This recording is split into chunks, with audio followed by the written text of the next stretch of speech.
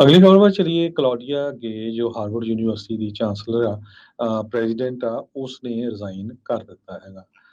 ਬਹੁਤ ਲੰਮੇ ਸਮੇਂ ਤੋਂ ਰੌਲਾ ਪਾਇਆ ਜਾ ਰਿਹਾ ਸੀ, ਖਾਸ ਕਰਕੇ ਇਜ਼ਰਾਈਲ ਤੇ ਗਾਜ਼ਾ ਨੂੰ ਲੈ ਕੇ। ਜੋ ਉਸਦੀ ਕਾਂਗਰਸ ਦੇ ਹੀਅਰਿੰਗ ਹੋਈ ਸੀ, ਉੱਥੇ ਹੀਅਰਿੰਗ ਦੇ ਵਿੱਚ ਜਿਸ ਤਰ੍ਹਾਂ ਉਹਨਾਂ ਨੇ ਬਿਆਨ ਦਿੱਤੇ ਸੀ, ਸੋ ਉਹਨਾਂ ਨੂੰ ਪਸੰਦ ਨਹੀਂ ਸੀ ਤੇ ਉਹ ਤੋਂ ਬਾਅਦ ਪਲੇਜ਼ਰਿਜ਼ਮ ਦੇ ਚਾਰਜਿਸ ਉਹਨਾਂ ਦੇ ਉੱਤੇ ਲੱਗਣੇ ਸ਼ੁਰੂ ਹੋ ਗਏ। ਰੈਜ਼ੀਗਨੇਸ਼ਨ ਲੈਟਰ ਦੇ ਵਿੱਚ ਜੋ ਉਹਨਾਂ ਨੇ ਲਿਖਿਆ ਹੈ ਵੀ ਮੈਂ ਯੂਨੀਵਰਸਿਟੀ ਦੀ ਫਸਟ ਬਲੈਕ ਪ੍ਰੈਜ਼ੀਡੈਂਟ ਸੀ ਤੇ ਸੈਕੰਡ ਵੂਮਨ ਸੀ, ਤੇ ਕਹਿੰਦੇ ਵੀ best interest of Harvard University ਵੀ ਮੇਰੇ ਲਈ ਸਟੈਪ ਡਾਊਨ ਕਰਨਾ ਚੰਗਾ ਹੈਗਾ। ਕਹਿੰਦੇ ਇਹਦੇ ਨਾਲ ਇਹ ਆ ਵੀ ਇੱਕ ਇੰਡੀਵਿਜੂਅਲ ਤੇ ਫੋਕਸ ਹੋਣ ਨਾਲੋਂ ਜੋ ਯੂਨੀਵਰਸਿਟੀ ਆ, ਉਹਦਾ ਜਿਹੜਾ ਆ ਰੈਪੂਟੇਸ਼ਨ ਦੇ ਉੱਤੇ ਅਸਰ ਪੈ ਰਿਹਾ ਹੈਗਾ। ਯੂਐਸ ਡਿਪਾਰਟਮੈਂਟ ਆਫ ਐਜੂਕੇਸ਼ਨ ਜੋ ਆ ਉਹ ਕਈ ਯੂਨੀਵਰਸਿਟੀਆਂ ਦੇ ਉੱਤੇ ਇਨਵੈਸਟੀਗੇਟ ਕਰ ਰਹੀ ਆ। ਉਹਨਾਂ ਨੇ ਐਲੀਗੇਸ਼ਨ ਲਾਏ ਆ ਵੀ ਜੀ ਇਸਲਾਮੋਫੋਬੀਆ ਤੇ ਐਂਟੀਸੈਮਿਟਿਜ਼ਮ ਡਿਸਕ੍ਰਿਮੀਨੇਸ਼ਨ ਕੈਂਪਸਸ ਦੇ ਉੱਤੇ ਹੋ ਰਹੀ ਆ, ਜਦੋਂ ਤੋਂ ਹੀ ਹਮਾਸ ਨੇ ਇਜ਼ਰਾਈਲ ਦੇ ਉੱਤੇ ਅਟੈਕ ਕੀਤਾ ਸੀਗਾ। ਮੰਗਲਵਾਰ ਨੂੰ ਅੱਜ ਹਾਰਵਰਡ ਕਾਰਪੋਰੇਸ਼ਨ ਜਿਹੜੀ ਟੌਪ ਗਵਰਨਿੰਗ ਬੋਡੀ ਹੈਗੀ ਆ, ਉਹਨਾਂ ਨੇ ਕਿਹਾ ਵੀ ਅਸੀਂ ਉਸ ਦਾ ਰੈਜ਼ੀਗਨੇਸ਼ਨ ਐਕਸੈਪਟ ਕਰ ਲਿਆ ਹੈਗਾ। ਜੀ। ਸੋ ਕਾਫੀ ਜਿਹੜਾ ਇਹ ਰੌਲਾ ਰੱਪਾ ਪਿਆ ਸੀ। ਇਸ ਤੋਂ ਪਹਿਲਾਂ ਜਿਹੜੀ ਉਹ ਪੈਂਸਿਲਵੇਨੀਆ ਐਂਟੀਸੈਮਿਟਿਜ਼ਮ ਨੂੰ ਲੈ ਕੇ ਜਿਹੜੀ ਹੀਅਰਿੰਗ ਹੋਈ ਸੀ, ਉਸ ਤੋਂ ਬਾਅਦ ਦੇ ਵਿੱਚ ਇਹ ਅਗਲੀ ਕਹਿ ਸਕਦੇ ਹਾਂ ਵੀ ਸ਼ਿਕਾਰ ਬਣੀ ਹੈ। ਇਸ ਤੋਂ ਪਹਿਲਾਂ ਹੋਰ ਵੀ ਕਈ ਕਾਲਜ ਦੀਆਂ ਪ੍ਰੈਜ਼ੀਡੈਂਟ ਜਿਹੜੇ ਆ ਉਹਨਾਂ ਨੂੰ ਅਸਤੀਫੇ ਜਾਂ ਅਹੁਦਿਆਂ ਤੋਂ ਲਾਇਆ ਗਿਆ ਹੈਗਾ ਆ।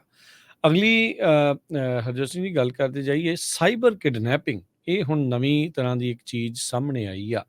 ਯੂਟਾ ਦੀ ਪੁਲਿਸ ਨੇ ਕਿਹਾ ਵੀ ਇੱਕ ਚਾਈਨੀਜ਼ ਐਕਸਚੇਂਜ ਸਟੂਡੈਂਟ, ਉਹ 17 ਸਾਲਾਂ ਦਾ, ਉਹ ਕੱਲਾ ਤੇ ਬੜੇ ਠੰਡ ਦੇ ਵਿੱਚ ਇੱਕ ਟੈਂਟ ਵਿੱਚ ਲੱਭਾ ਆ। ਕਹਿੰਦੇ ਵੀ ਇਹ ਪਹਿਲਾ ਇੱਕ one of the first victim ਬਣਿਆ ਆ ਜਿਸ ਨੂੰ ਸਾਈਬਰ ਕਿਡਨੈਪਿੰਗ ਦਾ ਨਾਮ ਦਿੱਤਾ ਜਾ ਰਿਹਾ ਆ। ਰਿਵਰਡੇਲ ਪੁਲਿਸ ਡਿਪਾਰਟਮੈਂਟ ਨੇ ਕਿਹਾ ਕਾਈ ਜ਼ੂਐਂਗ 17 ਸਾਲਾਂ ਦਾ ਇਹ ਬੀਤੇ ਵੀਰਵਾਰ ਤੋਂ ਮਿਸਿੰਗ ਲਾਪਤਾ ਦੱਸਿਆ ਗਿਆ ਸੀਗਾ ਹਾਈ ਸਕੂਲ ਦੇ ਦੁਆਰਾ। ਉਹਦੇ ਜਿਹੜੇ ਪੇਰੈਂਟਸ ਆ ਉਹ ਚਾਈਨਾ 'ਚ ਆ, ਉਹਨਾਂ ਨੇ ਕੰਟੈਕਟ ਕੀਤਾ ਸੀ ਸਕੂਲ ਨੂੰ।